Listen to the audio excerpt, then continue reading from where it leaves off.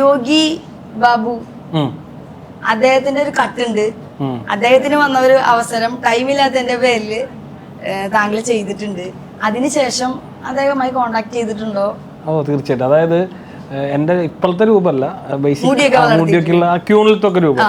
Queen കഴിഞ്ഞിട്ട് ക്യൂണിൻ്റെ തമിഴ് പടം വന്നപ്പോൾ അവർ ഓൾറെഡി അവിടുത്തെ ആർട്ടിസ്റ്റ് യോഗി ബാബുവിനെ ഒരു പ്ലാൻ ചെയ്തിരുന്നത്. അപ്പോൾ ആൾ ഭയങ്കര തിരക്കിൽ പോയിക്കൊണ്ടിരിക്കുന്ന സമയമായിരുന്നു. അപ്പോഴാണ് 2 ഡയറക്ടേഴ്സുമാർ വന്നത്. ഫ്രണ്ട്ഷിപ്പ് എന്ന് പറഞ്ഞൊരു മൂവിയായിരുന്നു. അപ്പോൾ എന്നെ വിളിക്കുന്നത്. അപ്പോൾ അവർക്ക് ഡൗട്ട്, എനിക്ക് തമിഴ് അറിയുമെന്നൊരു ഡൗട്ടായിരുന്നു. അപ്പോൾ അവിടുത്തെ ഒരു മലയാളിയായിട്ടുള്ള മീൻസ് ചെന്നൈ സെറ്റിലെ മലയാളിയാണ് എന്നെ വിളിക്കുന്നത്.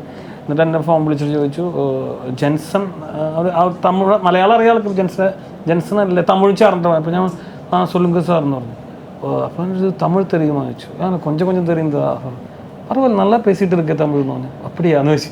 അപ്പോൾ ഡയറക്ടർ വിളിക്കും എന്ന് പറഞ്ഞു. അപ്പോൾ ഡയറക്ടർ വിളിച്ചിട്ട് പറഞ്ഞു കാണണം എന്ന് പറഞ്ഞു. അപ്പോൾ എന്നെ വിളിച്ചു, ഞാൻ പോയി. അപ്പോൾ തമിഴ് സംസാരിച്ചപ്പോൾ അവർക്ക് ഓക്കെ. അപ്പോൾ പറഞ്ഞു ഇങ്ങനെ യോഗി ബാബു ചെയ്യേണ്ടതാണ്, നല്ല ഡേറ്റ് ഭയങ്കര ഇഷ്യൂസാണ്, അപ്പോൾ ചെയ്യാം എന്ന് പറഞ്ഞു. അപ്പോൾ അങ്ങനെ ആ പടം ചെയ്ത് കഴിഞ്ഞു. അത് ഏറ്റവും വലിയ ഭാഗ്യം എന്ന് പറഞ്ഞത് ഹർഭജൻ സിംഗ്, അതായത് Indian cricket player Harbhajan Singh ആദ്യമായിട്ട് നായകനായിട്ട് അഭിനയിച്ചൊരു പടമായിരുന്നു അത്. അതിൽ എനിക്ക് ആളുടെ കൂടെ ഞാൻ ഞെട്ടിപ്പോയിരുന്നു. എനിക്കറിയില്ലായിരുന്നു ആളാണെന്ന്.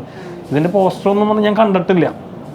ഞാൻ അവസാനം ഷൂട്ടിൻ്റെ അന്ന് ചെല്ലുമ്പോഴാണ് ഇങ്ങേരാണ് അവിടെയെന്ന് ഞാൻ അറിയരുത്. പിന്നെ ഒരു 10-42 ദിവസം അവിടെ ഒരുമിച്ചുണ്ടായിരുന്നു.